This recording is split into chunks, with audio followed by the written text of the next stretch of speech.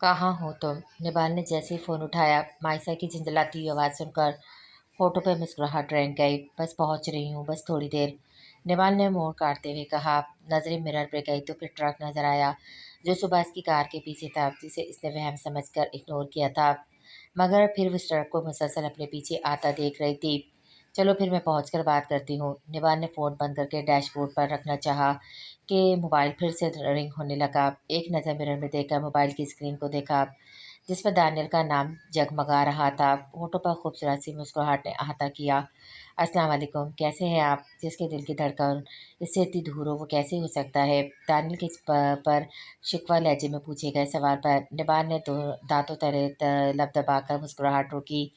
दिल की धड़कन इतनी भी दूर नहीं इस दुनिया में है। आप तो ऐसे कह रहे जैसे दूसरे जहाँ रुखसत हो गई हो। निबाल ने शौक लहजे में कहा तो दानियल की मुस्कुराहट पल में समटी। जय शट अप निबाल, ये क्या बकवास थी? लहजे का सारा खुमार फाग से उड़ा।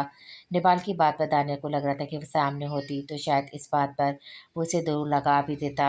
हेलो दानी, आवाज़ नहीं आ रही आपकी। निबाल ने मोबाइल सामने किया जिस पर नेटवर्क नहीं आ रहा था। कार रोककर वो बाहर निकली। हेलो दानिश, नेपाल ने दोबारा से पूछा। अब आ रही है आवाज़? और हो कहाँ हो तुम? अपने इश्तिहार पर बामुश्किल काबू पाकर फिक्रमंदी से सफ़ा किया। अभी नेपाल कुछ कहती, पीछे से आ रहे ट्रक ने पूरी ताकत से नेपाल की गाड़ी को टक्कर मारी। एक धमाके से आवाज़ से नेपाल को अपने कान के पर्दे फटते हुए महसूस हुए। धमाका इतनी शिद्दत का था कि नेपाल मुंह के बल नीचे गिरी। सर पे शदीद चोट ने इसे होश व खर्च से बेगाना किया। नेपाल, तानिल की धारती आवाज़ नीचे गिरे मोबाइल पे गूंज गूंज कर दम तोड़ गई। वो सब हॉस्पिटल के कॉरिडोर में बैठे फातिन के बाहर आने का वेट कर रहे थे, जबकि दानियल अपने दोनों हाथ आपस में जोड़े सर झुकाए हुए बैठा था। दरवाजे खुलने की आवाज़ पर अनान जल्दी से फातिन की जाने पड़ी। फाक कैसी है निबाल? अनान ने नम लहजे में कहा तो फातिन ने बखौर से देखा। मुसलसल रोने के बाद आंखें सूज चुकी थी, चेहरे पर मीठे मीठे आंसू के निशान थे। अनान की सुर्खनम आंखों में देखकर फातिन ने अपने जबड़े पीछे फिर किसी की भी परवाह किए बगैर अनान की कमर पर हाथ डालकर इसे अरब किया और अपने करीब किया और अपने अंगूठे को उसकी नम आंखों पर फेरा, जिस पर अनान ने रोते हुए सिसकी भरी। कुछ नहीं हुआ, वो बिल्कुल ठीक है, थोड़ी देर तक होश में आ जाएगी। नरम लहजे में कहकर अनान के माथे पर अपना लब छोड़ा जो अभी भी रो रही थी, और फिर अनान का हाथ थमकर हजाम लोगों की जाने मुतवज्जा हुआ जो इसकी बात सुनकर अब सुकून खड़े थे। ज़्यादा परेशानी वाली बात नहीं, सर पर चोट आई थी, बस कुछ टेस्ट करेंगे ये देखने के लिए कहीं इंटरनल ब्लीडिंग तो नहीं हो रही, क्योंकि इससे मसला हो सकता है। और वाइस वो बिल्कुल ठीक है, रूम में शिफ्ट करने लगे हैं। अदरवाइज़ वो ठीक है, रूम में शिफ्ट करने लगे हैं।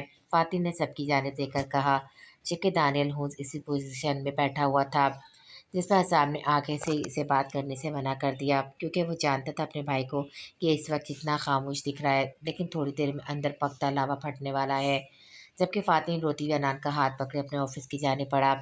ऑफिस में आके दरवाज़ा बंद करके अनान को दरवाजे से पिन करके अपने हाथ इसके अतराफ में रखे और लब भींच के इसे रोते हुए देखा।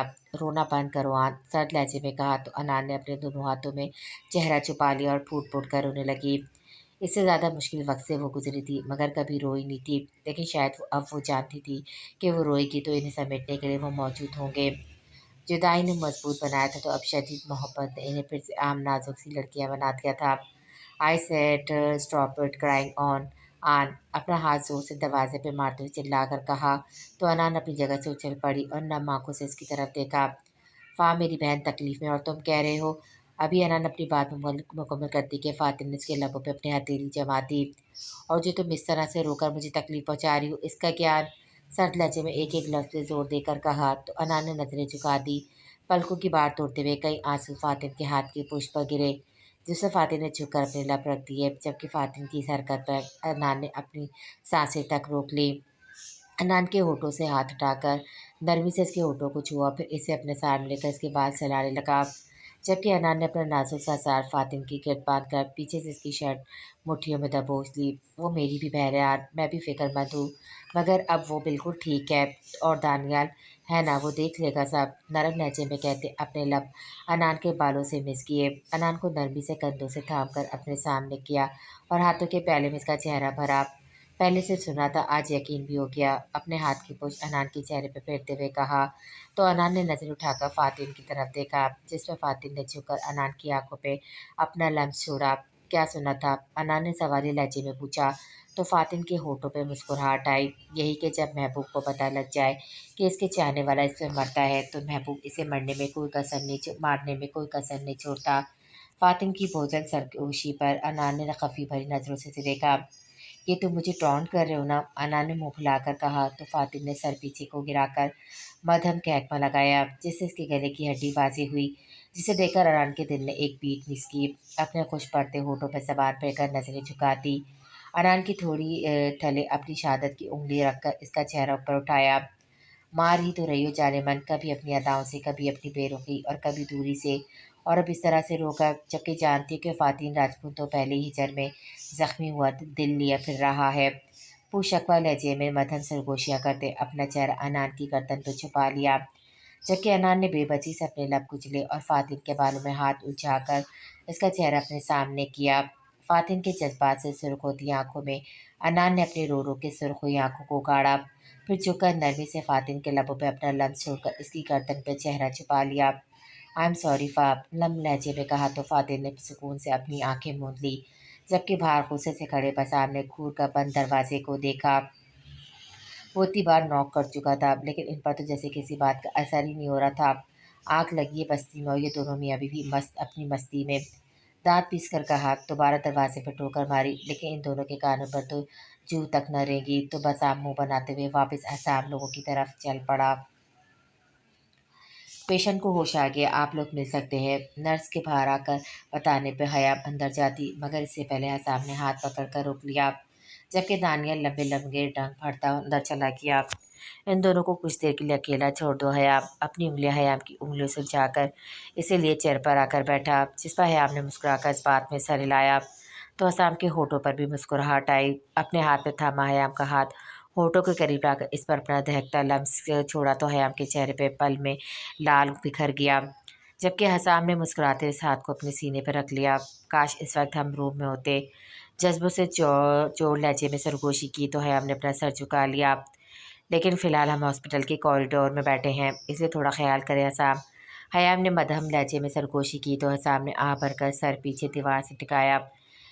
ये जालिम समाज और उसकी पाबंदियाँ, हसाम ने बड़बड़ाते हुए कहा। तो हयाम ने अपना सर इसके कंधे पर टिकाकर आंखें मूंद ली। अब इतना भी जालिम नहीं है। हयाम के कहने पर हसाम के होठों पर दिलकश मुस्कुराहट ने अहाता किया। अपना हाथ इसके कंधे के गिर्द रखकर हयाम को अपने हिसार में लिया।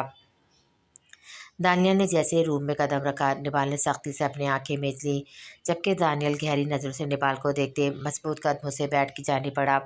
बेड के करीब पहुंचकर निबाल के चेहरे की तरफ देखा, जब माथे पर पट्टी बंधी हुई थी।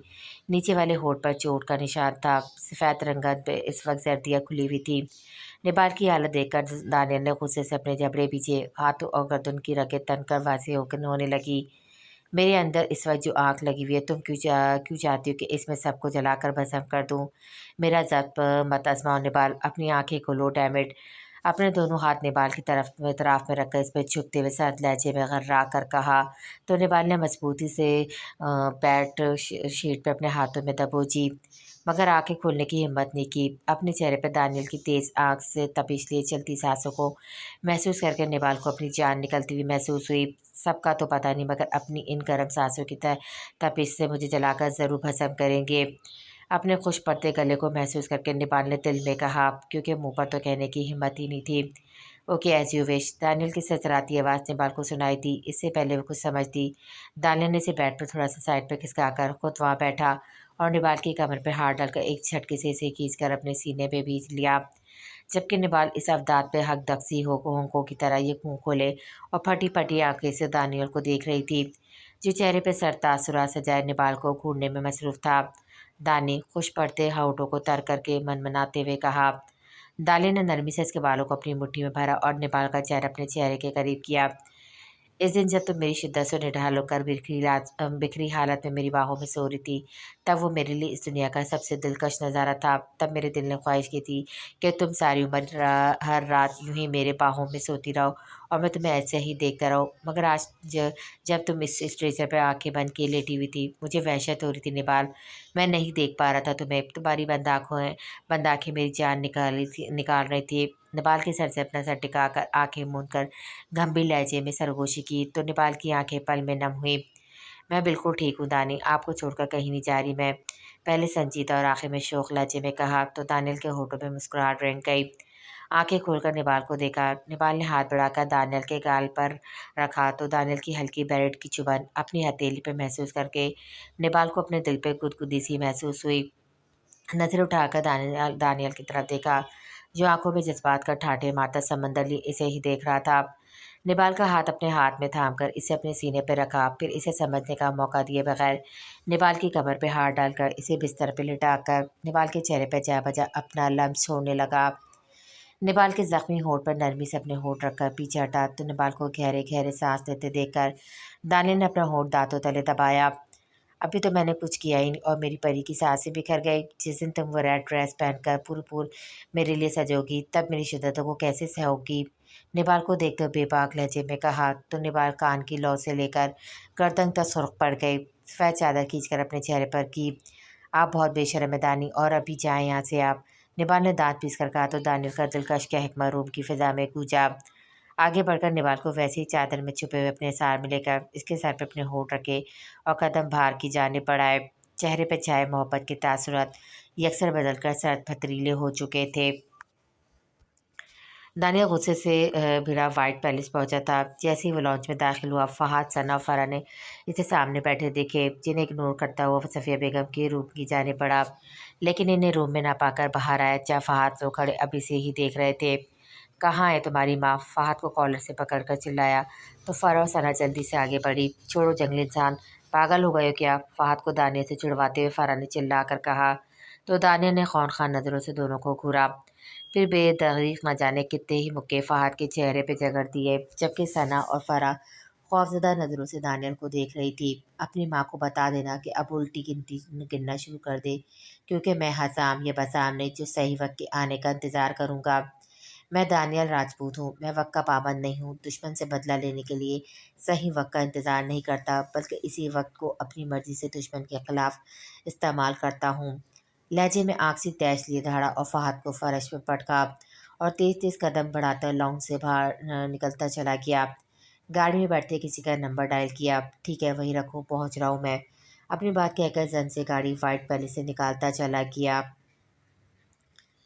ابھی ہاسپٹل ہی رکنا چاہیے تھا، مائسا نے نبال کو سوپ پلاتے ہوئے کہا جو ضد کر کے گھر آ گئی تھی۔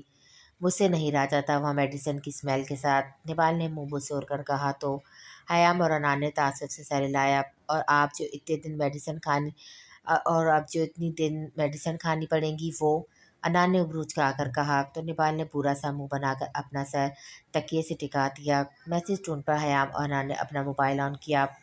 میں راجپوت مینشن پہنچنے والا ہوں، تم دونوں جلدی سے باہر آ جاؤ، پھر کہیں جانا ہے۔ ارم کے میسج پر انان کے ہونٹوں پہ زندگی سے بھرپور مسکراہٹ آئی۔ تم نبال کا خیال رکھنا، ہم تھوڑی دیر تک آتے ہیں، حیام نے نبال سے کہا اور انان کو دیکھ کر باہر کی جانب قدم بڑھائے جو اب ڈریسنگ کے سامنے کھڑی اپنے بال سنوار رہی تھی۔ حیام نے جیسے ہی قدم گیٹ سے باہر رکھے تو نظریں سامنے گاڑی کے دروازے سے پشت ٹکائے زمین کو گھرتے ارم سے ٹکرائی۔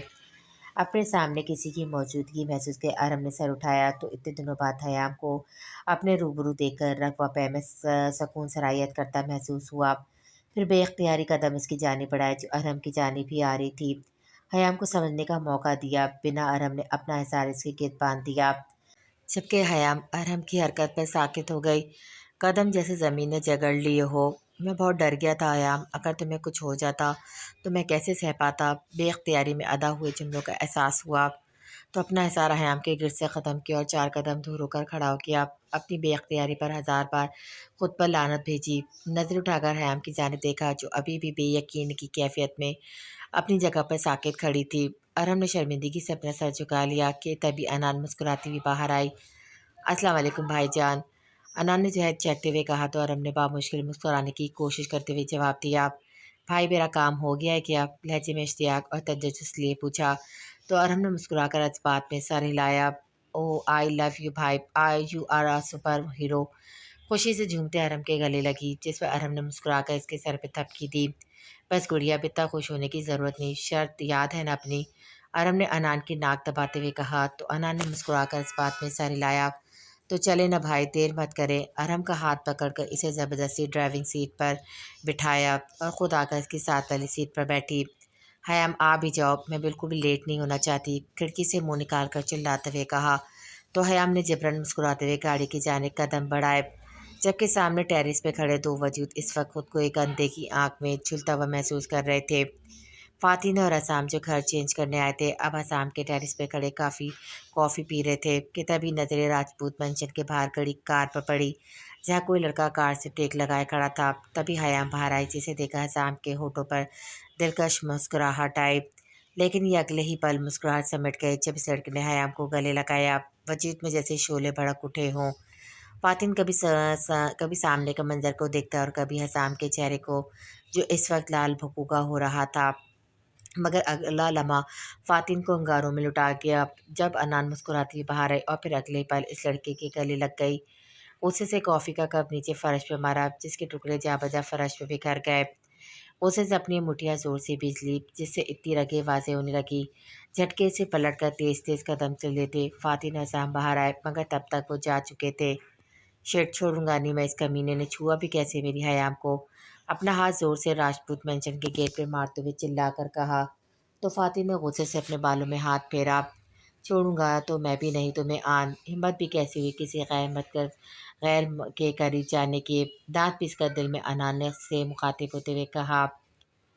دانیہ نے جیسے ہی بیسمنٹ پہ قدم رکھے، سامنے ہی دو آدمیوں کے ہاتھ باندھ کر گھٹنوں کے بل بٹھایا ہوا تھا، جبکہ سائڈ پہ بسام چیئر پر بیٹھا موبائل پر گیم کھیلنے میں مصروف تھا۔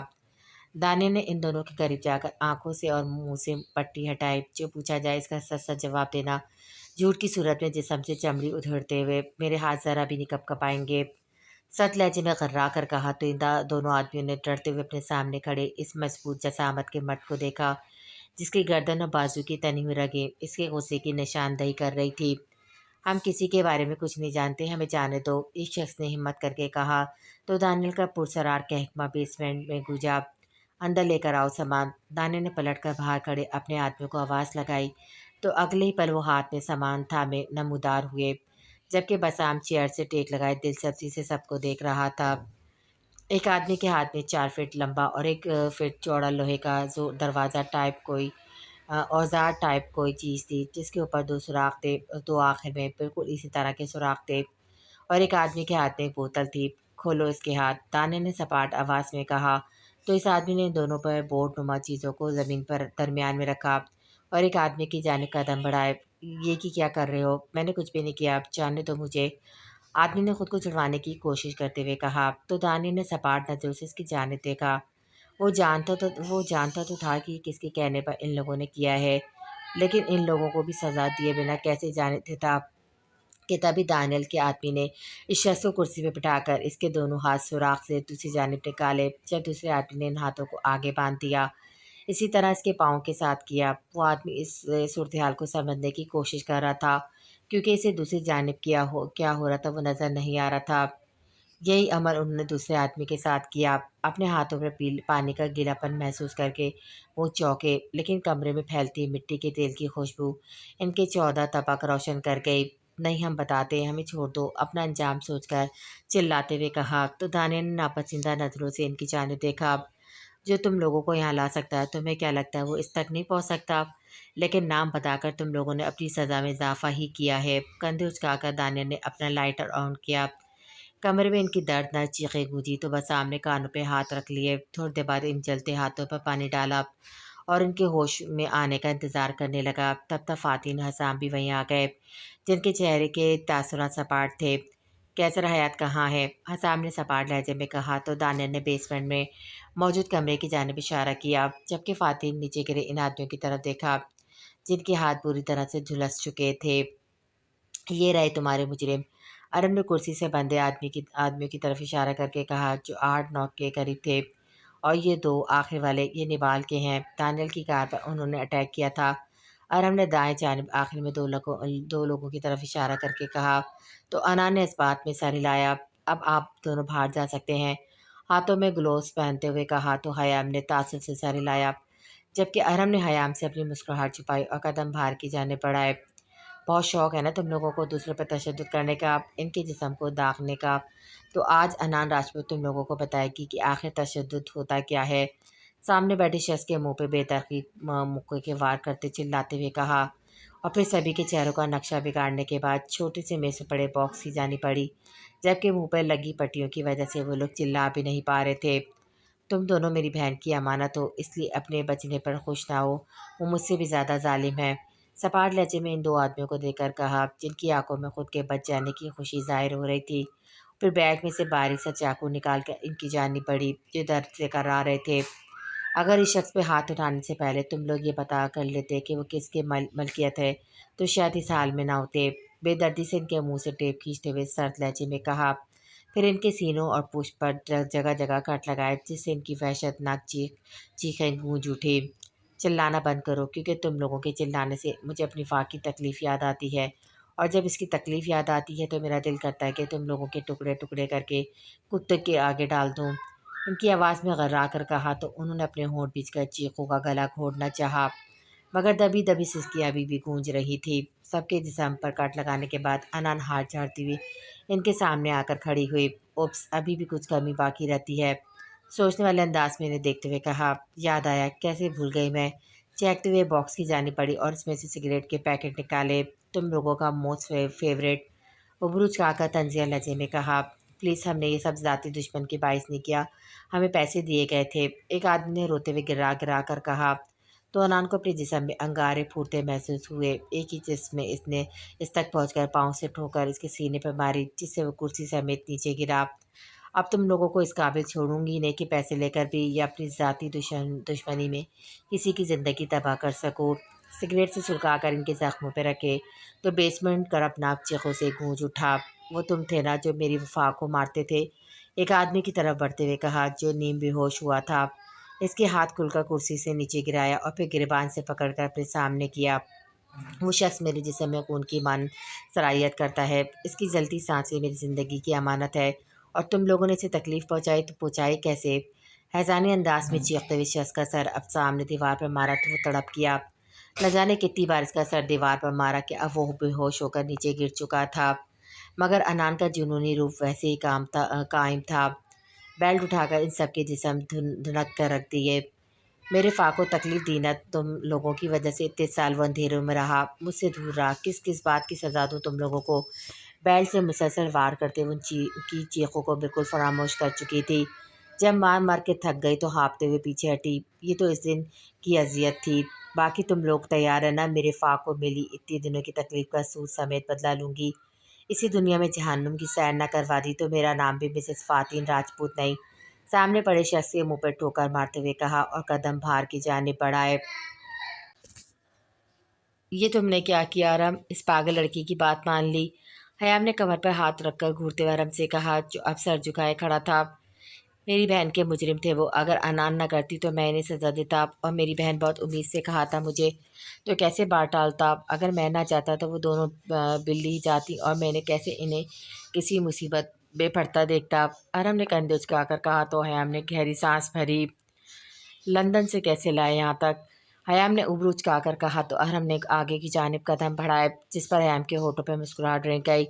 وہ ہمیشہ ایسا ہی کرتا تھا، حیام کے سوالوں سے بچنے کے لیے آگے چلنا شروع کر دیتا تھا، یا کبھی ایسی لگتا کہ حیام اسے کسی چیز کے لیے منع کرے گی تب بھی اپنی بات کہہ کر قدم آگے بڑھا دیتا۔ کچھ نہیں، بس ان لوگوں کو تک پہنچانا، انہیں پیسے دیے اور کہا پاکستان میں کسی کا کام تمام کرنا ہے، بہت بڑی ہستی ہے وہ، یہ لوگ کریں گے تو کسی کو شک نہیں جائے گا ان پر۔ تھوڑی سی ٹال مٹول کے بعد وہ اچھا خاصا لالچ دینے پر مان گئے۔ ارم جیسے جیسے بتا رہا تھا حیام کو اپنی ہنسی رکنا محال لگ رہا تھا۔ تو پھر آج ثابت ہوا کہ لالچ بری بلا ہے، حیام نے کہا تو ارم بے ساختہ کہہ گونجا۔ ہاں، اور یہ بھی دوسروں کے لیے گڑھا کھودو گے تو خود بھی گر جاؤ گے، ایسا ہی کچھ تھا نا؟ تمہیں تو پتہ ہے کہاوتیں یاد نہیں رہتی مجھے۔ پلٹ کر حیام سے کہا تو اس نے مسکرا کر اس بات میں سر ہلایا۔ کہاوتیں یاد رہنا ضروری بھی نہیں، بس ان کے انجام یاد رہ جانے چاہیے تاکہ لوگ نصیحت پکڑیں، حیام نے کہا تو ارم نے اس کے لیے کار کا دروازہ کھولا تو حیام مسکراتے ہوئے بیٹھ گئی۔ انکل بتا رہے تھے تمہارے لیے رشتہ آیا ہے؟ حیام نے سرسری سا پوچھا تو ارم کے چہرے کے تاثرات پل میں سپاٹ ہوئے، کوئی جواب دیے بنا کار کے آگے بڑھائی۔ یہ بھی سنا ہے کہ لڑکی تمہیں پسند بھی کرتی ہے، چھیڑنے کے انداز میں کہا تو ارم نے اسٹرائنگ پر اپنے گرفت مضبوط کر دی۔ شادی کر لو ارم، انکل کو تمہاری بہت فکر رہتی ہے، حیام نے سڑک پر نظر جمائے کہا۔ تو ارم نے ایک دم سے بریک لگائی تو حیام نے گڑبڑا کر اس کی طرف دیکھا جو وحشت ٹپکاتی آنکھوں سے اس کی جانب دیکھ رہا تھا۔ یہ بات آج کہہ دیا حیام، آئندہ نہ کہنا۔ اپنی زندگی کے ہر فیصلے پر تمہیں حق دے سکتا ہوں، لیکن اس معاملے میں تمہیں ایک لفظ بولنے کا حق نہیں، سر سپاٹ لہجے میں کہا تو حیام کا رنگ پل میں فک ہوا۔ حیرت اور بے یقینی سے منہ کھلے وہ ارم کو دیکھ رہی تھی۔ تم حرم حیام کو سمجھ نہیں رہی تھی کہ اسے اب کہے تو کہے کیا۔ اتنی شدید رد عمل کی اسے امید نہیں تھی۔ کیا میں حیام بتاؤں کیوں کروں میں کسی معصوم کی زندگی برباد، کیوں اسے اپنی زندگی میں شامل کر لوں اور پھر اسے ایک دن احساس ہو کہ وہ تو صرف زنگی میں ہے، دل و دماغ اور روح تک تو کوئی اور چھائی ہوئی ہے، تاکہ اس کے حقیقت کے بعد وہ صرف سکھ کر زندگی جیے۔ سخت لہجے میں غرا کر کہا تو حیام نے اپنے لب بھیجے۔ وہ تم سے محبت کرتی ہے ارم، ایک نہ ایک دن تمہیں بھی اس سے محبت ہو جائے گی، ماضی میں صرف ماضی بن کر رہ جائے گا۔ حیام نے اسے سمجھانا چاہا تو ارم کے چہرے پہ تلخ مسکراہٹ آ گئی۔ بعد میں محبت ہو جائے گی، بچوں کے بعد محبت ہو جائے گی، تو دیکھو مجھے حیام راجپوت، میرا وجود اسی محبت کو پیدا کرنے کا صلہ ہے۔ محبت تو پیدا نہ ہوئی، میں برباد ہو گیا۔ اپنے باپ کو اسی محبت کے لیے تڑپتے دیکھا ہے میں نے کہ شاید کبھی میرے ماں کے دل میں ان کے لیے یا میرے لیے تھوڑی سی محبت پیدا ہو جائے، مگر نہیں ہوئی۔ جن سے محبت نہ ہونی ہو نہ حیام، وہ چاہے دل کے دروازے پہ بھکاری بن کر بیٹھ جائیں، ہم انہیں ایک نظر دیکھنا گوارا نہیں کرتے۔ اور جن کے نصیب میں محبت نہ ہونا، اگر وہ ساری دنیا بھی مٹھی میں لیے پھریں، انہیں محبت نصیب نہیں ہوتی۔ اس کی مثال میں ہوں، اور کیوں میں اسے بھی ان میں شامل کروں۔ اپنے دل پہ ہاتھ رکھ کر کہو حیام، اگر حسام کے دل میں کوئی اور ہوتی اور زندگی میں تم، کیا تم اس بات کو برداشت کر پاتی؟ کبھی بھی نہیں۔ مرد ہو یا عورت، اسے اپنا ہم سفر مکمل ہی چاہیے ہوتا۔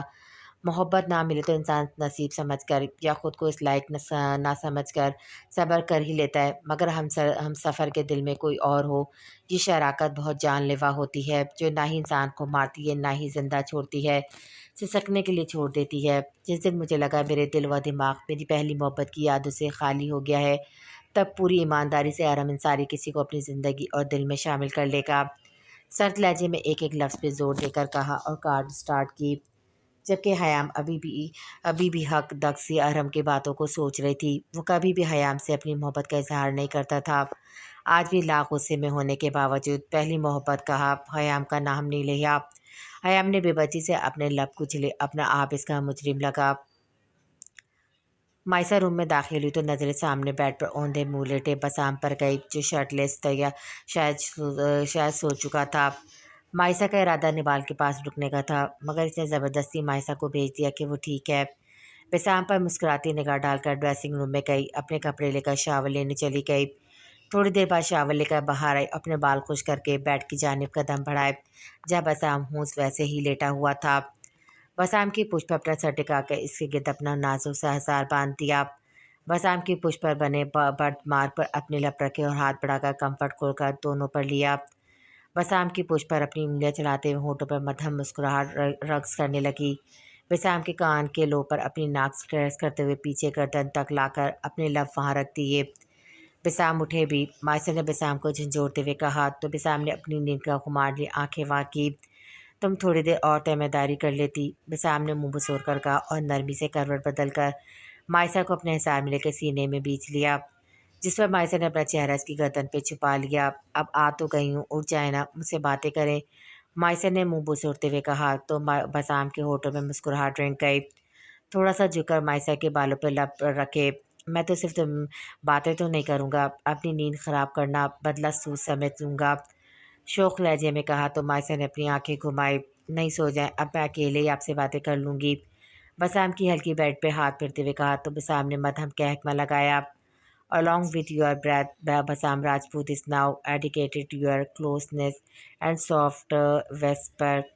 تمہاری سانسوں کے ساتھ ساتھ اب تو بسام راجپوت کو تمہاری قربت اور مدھم سرگوشیوں کا بھی نشہ ہو گیا ہے۔ بھوجل اور کھمبی لہجے میں کی گئی بسام کی سرگوشی پر مائسہ کے ہونٹوں پہ شرمندگی مسکراہٹ نے احاطہ کیا۔ وہ اس کے ساتھ ہوتی تھی، بسام کے لیے یہی بہت تھا۔ وہ اس رشتے کو ٹھیک سے سمجھنے کے لیے وقت دینا چاہتا تھا۔ حیام کے ساتھ جو حادثہ ہوا، وہ سمجھدار تھی تو سنبھل گئی تھی، مگر مائسہ تو پہلے ہی اپنی موم کی ڈیتھ کی وجہ سے خاموش ہو گئی تھی، اور پھر وہ حادثہ۔ بسام نہیں چاہتا تھا کہ وہ کبھی بھی اسے غلط سمجھے، اسے صرف اپنے حق سے مطلب تھا۔ شاید وہ نہیں جانتی تھی، مگر بسام نے اسے رات کو نیند میں رڑتے اور بڑبڑاتے ہوئے کئی بار سنا تھا، جس پر اس نے بامشکل خود پر ضبط کیا۔ مائسا کو اپنی باہوں میں بھر کر وہ ساری رات اسے پرسکون کرتا رہا، لیکن وہ کچھ دنوں سے یہ بھی محسوس کر رہا تھا کہ اب وہ راتوں کو نہیں ڈرتی۔ شاید وجہ بسام کا اس کے ساتھ ہونا تھا۔ ماضی کو بالکل ختم کرنے کے بعد وہ مائسا کے ساتھ نئی زندگی کا آغاز کرنا چاہتا تھا، اور مجھے بسام راجپوت کا نشہ ہو گیا ہے۔ مائسا کی مدھم سرگوشی پر بسام نے چونک کر اسے دیکھا اور کروٹ بدل کر اس پہ جھکایا، اور مجھے اس وقت ان سانسوں کی طلب ہے۔ مائسا کے ہونٹوں پر اپنا ہونٹ رب کرتے ہوئے خمبار لہجے میں کہا تو مائسا نے اپنی نظریں جھکا دی، جس پر بسام نے اس کی انگلیوں پہ اپنی مضبوطی سے اپنی انگلیاں اجھا کر پیڈ پر پن کر دی، اور پوری شدت سے مائسا کے ہونٹوں پہ جھک کر اس کی سانسوں سے اپنی سانسیں الجھا دی۔ قطرہ قطرہ مائسا کی سانسوں کو خود میں اونڈلتے اسے بے بس کر گیا۔ مائسا کے بے ترتیب تنفس کو محسوس کر کے اپنے لب آہستہ سے مائسا کے ہونٹوں سے جدا کر کے اپنا سر اس کے سر سے ٹکا دیا۔ کمرے کی میں نے قیاضی خاموشی میں دونوں کی دھوندتی کی مانند چلتی سانسوں کا شور برپا تھا۔ مائسا کے بھیگے لبوں پر اپنا انگوٹھا پھیر کر جذبات سے سرخ ہوتی نظروں سے اس کے لال پڑتے چہرے کو دیکھا، اور ایک دم سے کروٹ بدل کر مائسا کو اپنے سینے میں بیچ کر آنکھیں موند لی۔ سو جاؤ یار، ورنہ مشکل ہو جائے گی، بسام نے بے چارگی سے کہا تو مائسا نے مدھم کہکمہ لگایا۔ صفیہ بیگم کو تو خیام اور ارم نے پہلے ہی غائب کر دیا تھا۔ اس حادثے کے بعد وہ انہیں کوئی اور موقع نہیں دینا چاہتے تھے۔ خیام نے تھکے تھکے قدم روم میں رکھے تو ایک دم سے ٹھٹکی، کیونکہ خیام کے واش روم سے شاور کی آواز آ رہی تھی۔ دماغ پہلے ہی بری طرح سے الجھا ہوا تھا۔ خیام نے گہری سانس بھر کر اپنی پسٹل ہاتھ میں تھامی اور واش روم کی جانب قدم بڑھائے۔ آہستہ سے دروازہ کھولا تو نظریں سامنے پیٹ کے شخص سے ٹکرائی، جو اپنے دونوں ہاتھ دیوار سے ٹکائے اتنی سردی میں ٹھنڈے پانی کے نیچے بے حس بنا کھڑا تھا۔ خیام کو بے ساختہ ہی اتنی ٹھنڈ میں جھرجھری آئی، لب سختی سے آپس میں بوس کیے۔